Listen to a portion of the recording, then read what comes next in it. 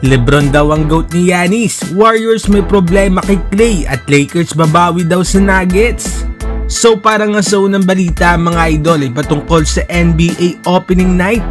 So bukas nga ng 7:30 AM ay magsisimula na nga ang regular season. At ang unang magtatapat nga daw ay itong defending champ na Denver Nuggets kontra sa Los Angeles Lakers. Last season nga ay nagtapat ang dalawang kupunan na ito sa Western Conference Finals at eventually ay nasweep nga ng Nuggets ang Lakers. Marami nga ang nag-trash talk na binitawan ng Nuggets sa Lakers kaya ngayon ay inaasahan nga ng marami na babawi ang Lakers sa Nuggets. Well, ngayong season nga ay mas maraming armas ang Lakers sa kanilang roster kaya mas makakasabay na nga itong Lakers sa defending champ. Tiyak nga na magiging exciting ang paghaharap ng dalawang kupunan na ito. Anong masasabi ninyo dito mga idol? Sino kaya ang mananalo bukas, Nuggets o Lakers? At para naman sa sunod na balita ay patungkol sa Golden State Warriors. Nakaraan nga lang ay binalita na walang nangyayari sa pag-uusap ni Klay Thompson at ng front office ng Warriors patungkol nga sa contract extension nito. At ngayon nga mga idol ay merong bagong report patungkol dito. Ayon nga sa balita ay nag-discuss nga daw ng extension ang Warriors at kampo ni Klay Thompson.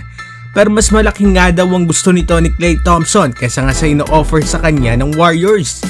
Tinuturing nga na pangalawa sa mahalaga sa kupunan nitong si Klay Thompson behind Steph Curry. Mahalaga nga sa team ang pagiging two-way player ni Klay.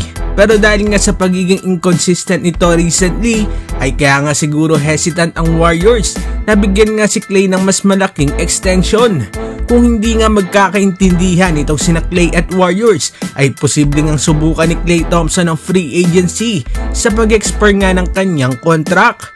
Anong masasabi ninyo dito mga idol? At para naman sa uling balita ay patungkol kay LeBron James.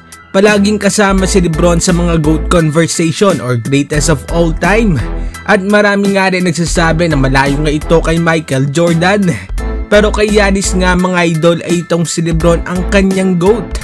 Aniya ay maaari nga daw sabihin ng iba na number 2 itong si LeBron James. Pero meron din naman daw mga magsasabi na number 1 nga itong si LeBron James at isa nga daw itong si Giannis doon. At isa pa nga daw na nakakahanga dito kay LeBron ay patuloy pa nga rin daw itong naglalaro. So wala namang question patungkol nga sa opinion ni Giannis. Meron naman tayo kanya-kanyang mga GOAT. At ang dapat na gawin na nga lamang ay respetuhin ito.